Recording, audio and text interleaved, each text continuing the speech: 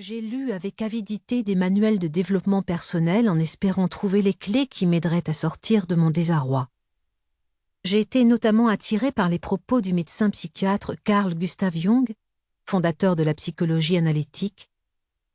Ceux qui n'apprennent rien des faits désagréables de leur vie forcent la conscience cosmique à les reproduire autant de fois que nécessaire pour apprendre ce qu'enseigne le drame de ce qui est arrivé.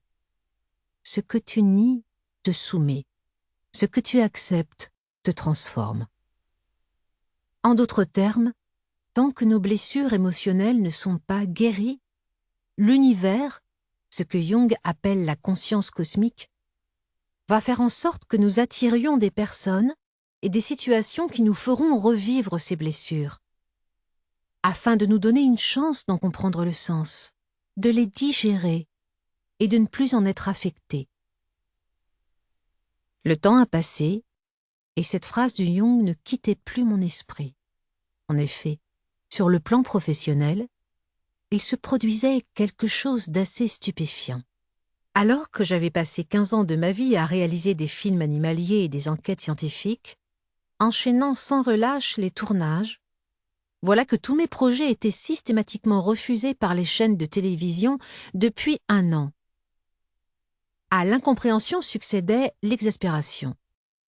Je me persuadais que des réponses positives allaient finir par arriver. Mais les mois s'écoulaient et rien ne se passait. Je me suis retrouvée sans emploi. Avec le chômage est survenue la honte, puis la fin de mes allocations, et là, plus un sou. Financièrement, c'était la bérésina. Jusqu'au jour où une conseillère d'orientation de Pôle emploi m'a conviée à un entretien pour faire un point sur mes recherches. J'ai pris cela comme une agression. « Tout va bien, je suis en train d'écrire mon prochain roman, j'ai des projets de film, ce n'est pas la peine d'insister, je ne viendrai pas. » lui ai-je répondu avec la diplomatie d'un roquet en colère. Mais l'administration n'avait que faire de mes états d'âme et, quelques semaines plus tard, j'ai été dans l'obligation de me rendre à Saint-Denis, l'antenne dédiée aux intermittents du spectacle. Une fois sur place, j'ai finalement desserré les dents et j'ai même sympathisé avec cette employée souriante. Je lui ai fait part de mes nombreux projets et d'un rêve, celui d'écrire une série pour la télévision. Après 2 heures de rendez-vous, je lui ai tendu la main pour la saluer. « Vous n'avez pas renseigné votre adresse mail ?» m'a-t-elle fait remarquer. Je lui ai alors expliqué que je ne la communiquais plus pour limiter les pertes de temps et les informations sans intérêt. « C'est dommage. Vous pourriez recevoir des annonces de stage ?» a-t-elle insisté.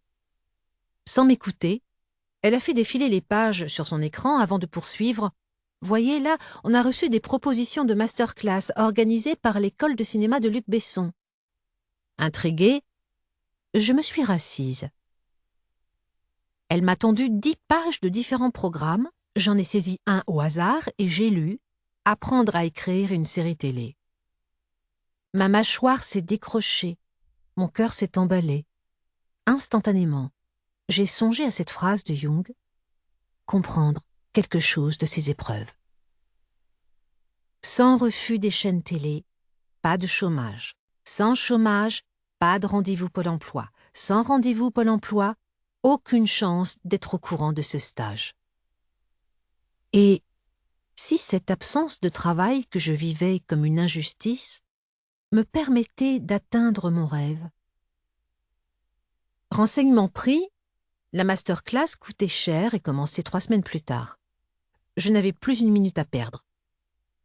J'ai remercié ma conseillère et j'ai filé préparer un dossier à l'intention de l'AFDAS, l'organisme de prise en charge du remboursement de la formation. Puis, je me suis présentée, frétillante, au guichet. « Je suis désolée » m'a asséné l'hôtesse d'accueil en me rendant les documents. « Le délai minimum avant dépôt des requêtes a été porté à 1 mois. Or, votre stage commence dans 3 semaines. C'est trop tard pour vous inscrire. » Dans ma tête, c'était l'affolement.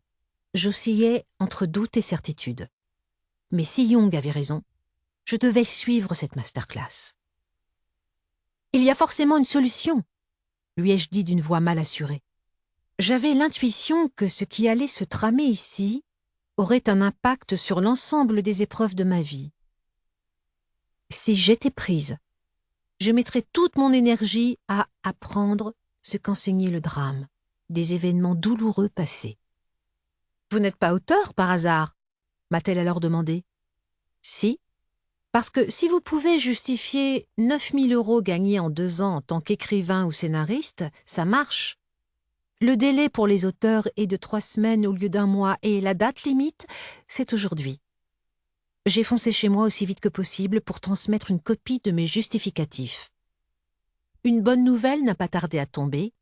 La prise en charge de ma formation était acceptée. 1 semaine plus tard, j'ai reçu un appel de l'école pour me convier à un entretien et me voilà admise à l'une des 8 places disponibles. Ce qui venait d'arriver était étourdissant. Je l'ignorais à l'époque, mais l'histoire n'allait pas s'arrêter là.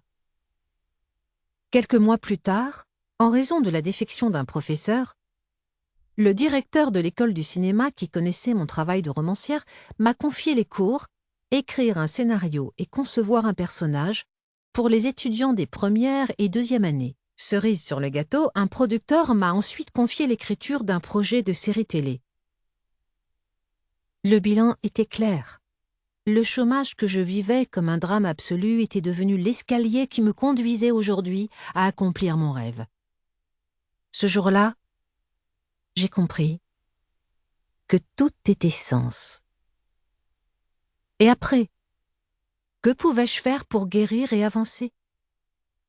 Des années plus tôt, en tant que journaliste et réalisatrice, j'avais rencontré des personnalités qui m'avaient invitée à porter un autre regard sur les blessures qu'infligeait la vie. À l'époque, je ne m'étais pas sentie concernée, mais ma vision cartésienne avait été véritablement ébranlée. Guérisseurs, magnétiseurs, médiums, chamans. Ils m'avaient confié leurs techniques de guérison et la manière dont ils avaient appris à se relever. Ni biologie, ni psychologie. Il était question d'une énergie et d'une vision fondamentalement différentes de tout ce que j'avais appris jusque-là. Et si cela pouvait m'aider? J'ai appliqué ces techniques. Semaine après semaine, mois après mois, je me suis reconstruite en me libérant de blessures héritées de ma famille, en éloignant mes peurs, en déculpabilisant, en guérissant. Ma vie s'est transformée, sublimée. Puis, j'ai décidé de partager ces protocoles énergétiques dans des ateliers. Et quel bonheur d'y accueillir des thérapeutes, des psychologues et même des médecins venus des 4 coins de France. Tout au long de ces années, j'ai reçu tant et tant de témoignages d'inconnus dont la vie a changé que j'ai eu un déclic. Le temps de partager ce précieux savoir était venu. Ce livre est le fruit de ce cheminement. Vous allez vous libérer de vos émotions douloureuses et vous reconnecter à votre force intérieure, la clé de votre énergie. Première partie. Faites le bon diagnostic. Chapitre 1. Identifier les blessures émotionnelles. Modifier notre regard face à l'adversité, voilà notre objectif. Quelque chose de formidable se cache dans les épreuves. Pour l'instant, nous ne voyons que la boue. Bientôt, nous serons en mesure de comprendre qu'il s'agit en réalité d'un engrais pour nous aider à pousser autrement. En prenant du recul sur les événements, nous allons cesser de les percevoir comme des catastrophes et chaque épreuve se transformera en expérience. Nous ne sommes ni les victimes du sort, ni la cible de quelqu'un. Nous avons quelque chose de positif à intégrer dans l'épreuve que nous vivons. Désormais attentive à cette manière de concevoir la vie, je découvre le best-seller de Lise Bourbeau, Les 5 blessures qui empêchent d'être soi-même. Cette thérapeute canadienne a fondé ses recherches sur les propos du neurologue Sigmund Freud, fondateur de la psychanalyse. Celui-ci affirme que notre apparence physique pourrait avoir un lien avec nos émotions. En étudiant plusieurs milliers de cas, Lise Bourbeau avance qu'il existerait ainsi 5 blessures. Le rejet, l'abandon, l'humiliation, la trahison et l'injustice. Chacun d'entre